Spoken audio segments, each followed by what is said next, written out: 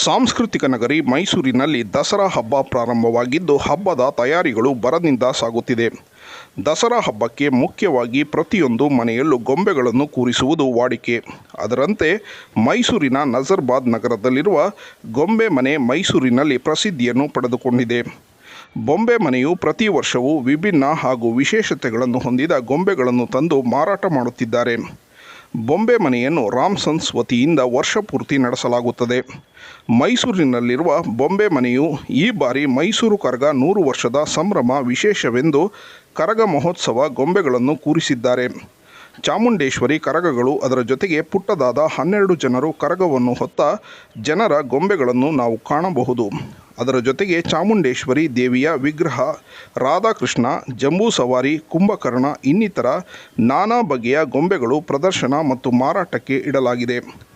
ಮೈಸೂರು ಮನೆತನ ಆಳ್ವಿಕೆ ಮಾಡಿದ ರಾಜರ ಪುಟ್ಟ ಪ್ರತಿಮೆಗಳನ್ನು ನಾವು ಕಾಣಬಹುದು ಹಾಗೂ ಅಯೋಧ್ಯೆಯ ಶ್ರೀರಾಮ ಮಂದಿರದಲ್ಲಿರುವ ಬಾಲರಾಮ ವಿಗ್ರಹವನ್ನು ಸಹ ನಾವು ನೋಡಬಹುದು ಹಾಗೂ 1000ಕ್ಕೂ ಹೆಚ್ಚು ಗೊಂಬೆಗಳನ್ನು ನಾವು ಇಲ್ಲಿ ನೋಡಬಹುದು.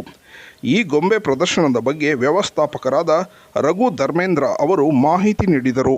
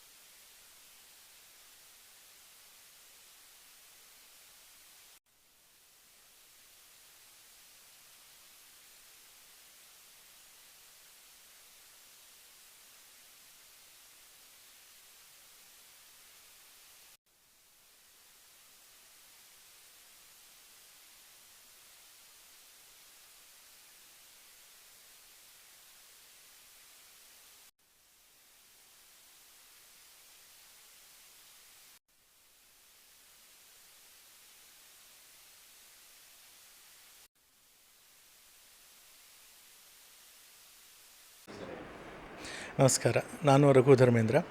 ಪ್ರತಿ ವರ್ಷದಂತೆ ಈ ವರ್ಷ ಕೂಡ ದಸರಾಗೆ ಮುಂಚೆ ನಾವು ಬೊಂಬೆ ಮನೆ ಬೊಂಬೆ ಪ್ರದರ್ಶನವನ್ನು ತಂದಿದ್ದೀವಿ.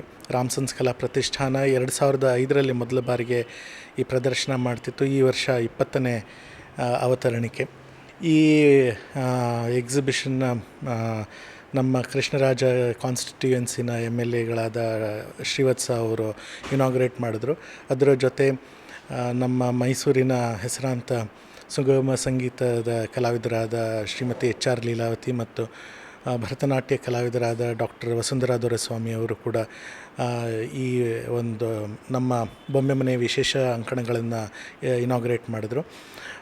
ಇಲ್ಲಿ ಪ್ರತಿ ಸಲದಂತೆ ಸುಮಾರು 12 ರಾಜ್ಯಗಳಿಂದ ಗೊಂಬೆಗಳನ್ನು ತಂದಿದ್ದೀವಿ. ಮಣ್ಣಿನ ಗೊಂಬೆಗಳು, ಮರದಲ್ಲಿ ಮಾಡಿರುವಂಥದ್ದು, ಪಿಂಗಾಣಿ, ಗಾಜು, ಬಟ್ಟೆ, ಪೇಪರ್ ಮೆಶ್, ಕಾಗದ ರಚ್ಚಿನ ಗೊಂಬೆಗಳು, ಮಹಾಭಾರತ, ರಾಮಾಯಣ ಮತ್ತು ಶಿವಲೀಲೆಗಳ ಗೊಂಬೆಗಳಲ್ಲದೆ ಈ ವರ್ಷ ವಿಶೇಷವಾಗಿ ಮೈಸೂರು ಕರಗ ಶತಮಾನೋತ್ಸವ ಆಚರಿಸ್ತಾ ಇರೋದರಿಂದ ಆ ಒಂದು ಹಿನ್ನೆಲೆಯಲ್ಲಿ ನಾವು ಕರಗ ಗೊಂಬೆಗಳನ್ನು ಮಾಡಿಸಿದ್ದೀವಿ.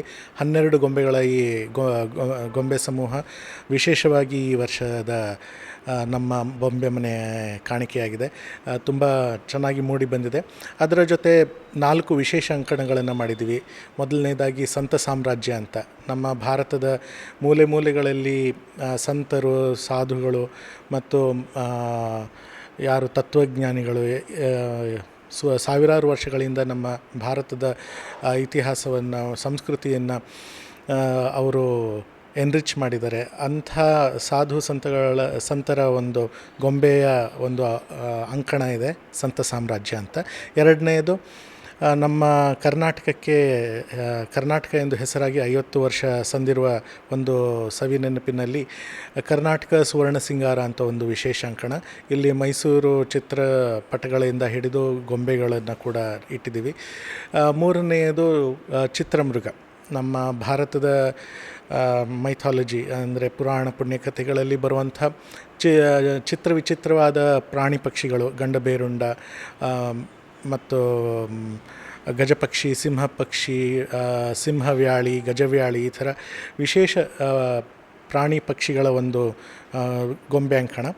4ನೆಯ ವಿಶೇಷ ಅಂಕಣ ಬಂದು ತುಳಸಿಯ ಒಂದು ಆರಾಧನೆ ನಮ್ಮ ಭಾರತದ ಎಲ್ಲ ಮೂಲೆ ಮೂಲೆಗಳಲ್ಲೂ ಕೂಡ ನಡೆಯುತ್ತದೆ.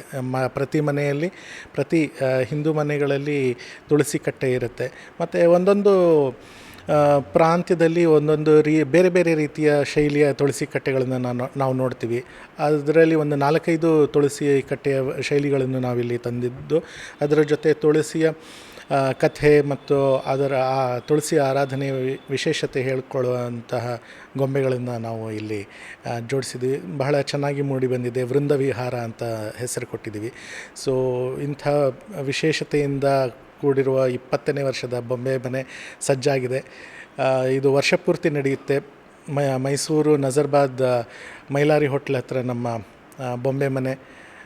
ಬನ್ನಿ, ಎಲ್ಲರನ್ನೂ ಕರ್ಕೊಂಬನ್ನಿ, ನಮ್ಮ ಬೊಂಬೆ ಸಂಪ್ರದಾಯವನ್ನು, ಬೊಂಬೆ ಹಬ್ಬವನ್ನು ಆಚರಿಸಿ ಅಂತ ಕೇಳ್ಕೊಳ್ತೀನಿ. ನಮಸ್ಕಾರ.